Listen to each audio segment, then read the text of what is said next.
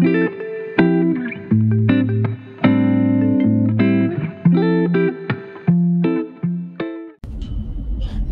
minasang, samahan niyo kami mag-shopping dito sa IKEA for our new house. Finally, after 6 months, natapos na din ang bahay namin dito sa Japan, kaya bibili kami ng mga gamit. Bibigyan ko kayo ng pasilip sa aming bagong bahay. Ito yung genkan or entrance.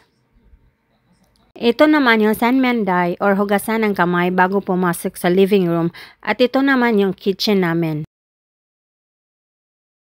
Ang daming sale ngayon dito sa IKEA, ang sarap mamili. Pera na lang talaga ang kulang. Gagawa ako ng vlog sa new house namin, kaya if you're interested, please subscribe sa my channel. Masarap sa pakiramdam bilang isang caregiver dito sa Japan ang magkaroon ng sariling bahay, kaya push lang tayo sa ating mga dreams. Nagpagawa ako ng pantry, kaya naghahanap ako ng mga paglalagyan at nakita ko nga itong mga basket. May iba-ibang kulay ito, pero gray yung pinili ko, kaya kumuha na ako ng 5. If curious kayo sa price, just divide the price by 2 para makuha ang rough conversion niya. Nakasale ito from 2,000 yen to 600 yen na lang. So mga around 300 pesos na lang siya, kaya kumuha na din ako ng 5. Gusto ko kasi ng wood at gray interior, parang Japanese style.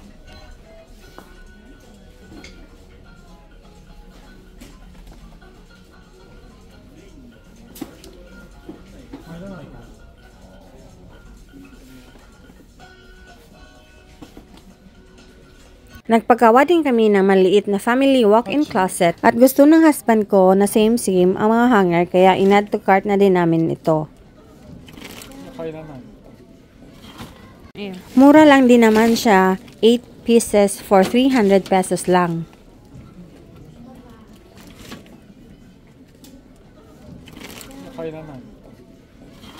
Itong chopsticks, 4 pairs, 100 pesos lang, kaya go na din.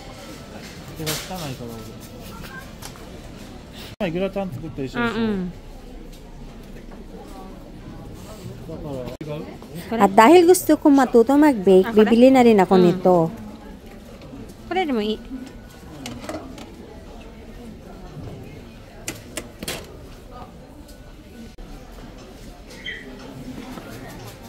Matagal ko na din tong gusto kasi all-in-one na. Pwede pang sabaw, pang prito, at kung ano-ano pa. Kaya kumuha na din ako ng isa. Okay.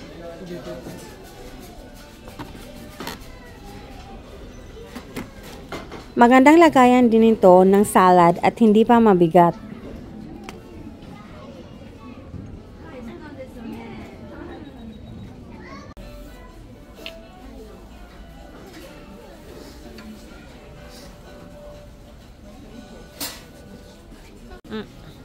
Iyo.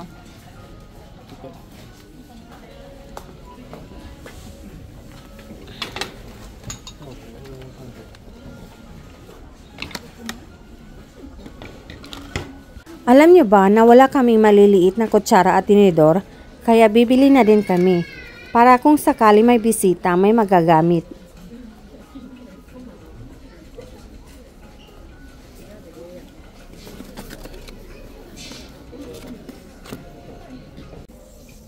Parang bagay itong pillowcase sa rug namin.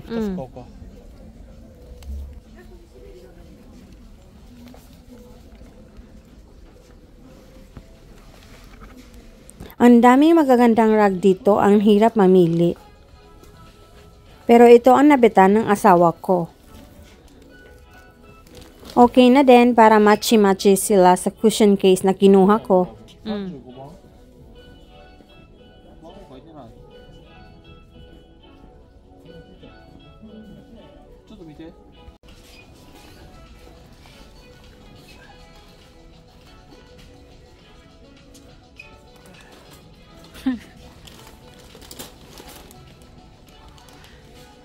Ito naman para sa entrance, nakasale kasi patapos na ang winter, kaya kumuha na din ako. Come? Iyo.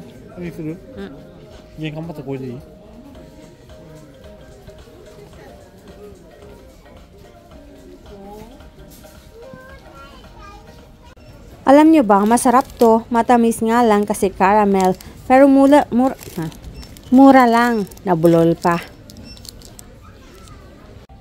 Gusto ko tong armrest tray sana pero sabi ng asawa ko hindi daw needed. Ano sa tingin niyo? Maganda ba? Ang dami talagang mga mura dito. Kung nag-enjoy kayo sa vlog na to, sana mag-subscribe kayo. Salamat! Jane!